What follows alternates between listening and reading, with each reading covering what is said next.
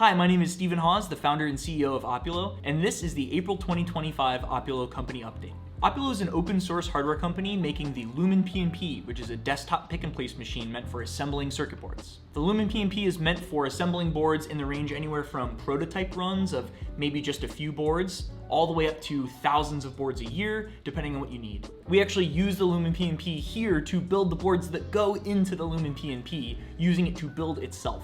But a lot of folks will also use it for short prototyping runs, quickly iterating on different board designs. As always, we're going through the blog post that's on our website, which is also linked in the description. So if you'd like to follow along, you can find that there. All right, first up is our lead times. Since last month, we've actually made quite a bit of progress on bringing our lead time down, but we have not updated it on the website. Internally, we're shipping a little faster than what we list on the website. We're not updating it on the website mainly just to kind of still stay ahead a little bit and continue to work our way down on the lead time gradually, slowly but surely. And with getting some certain bits of stock in, it's nice to have a little bit of breathing room, but we're on the right track. Things are actually looking quite good on bringing it down pretty soon. We're just trying to give it enough breathing room so that it's never tight and we're always getting you a machine when we say we're going to. So great progress there, but nothing you will see yet. It's all just still internal right now. Next up is wider feeders, 16 and 24 millimeter feeders. I talked about this a little bit in the last update where all of the attempts that we had done to get a wider feeder or a feeder that can feed wider component tape forward, we were trying to do it in the same way that we have for the 8 and 12 millimeter feeders that we've been shipping for years. And we realized after a lot of testing and experimentation that that method of peeling the film just wasn't gonna work with wider feeders. So in the last month, I've been spending a tremendous amount of time working on this new architecture where instead of having the film peel back and wrap around,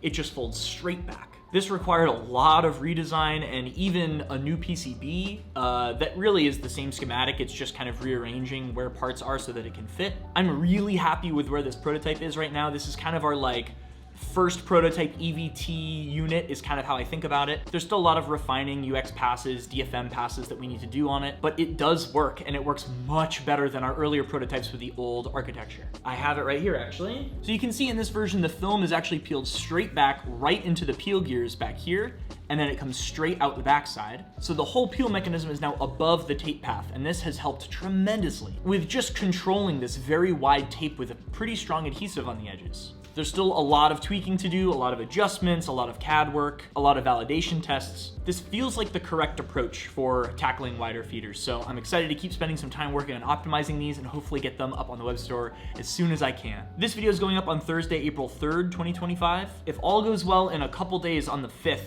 this next Saturday, I'll post a YouTube video on my own personal channel, which I'll also link in the description, about the whole process of prototyping this feeder. But I'm very excited about this progress. Looking forward to adding 16 and 24 millimeter feeders to the existing 8 and 12 that we've had in the web store for a long time. Very, very excited about it. Okay, next up is V4 DIY kits. So in last month's update, I showed what the interest was on our web store for the different versions of V4 kits, and far and away the leading two were a scratch build for a V4 and an upgrade kit for a V3.1 and a V3.2.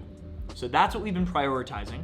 And I have a first pass of docs for those two processes, for a scratch build and for upgrading a V3.1 and a V3.2. Lucian, our head of manufacturing, has been out of office for a family emergency for the last few weeks. So I've been working on doing some sourcing efforts. My number one focus right now is just making sure we have enough stock in hand to continue to fulfill Lumen PNP orders, but I'm also trying to get in more stock to be able to facilitate selling these full kits. There's a good number of folks that want these and it will drain our inventory pretty quickly, especially with some of our sourcing stuff being a little different right now. Although we do not have a full kit-like product that you can buy on the web store, that's still kind of the out of stock, like you're voting for which one you want right now. On the docs page, I do have a list of all of the individual parts that are on our web store that you can buy if you're doing a V3.1 or a V3.2 upgrade. We have a good first draft of docs that is effectively just a wrapper around our own internal work instructions. We already have it all written out on a website we call OHI, which stands for Open Hardware Assembly Instructions. So this docs page is really just writing out a few notes of what's going to be different for you, the fact that you're not doing it here at Opulo HQ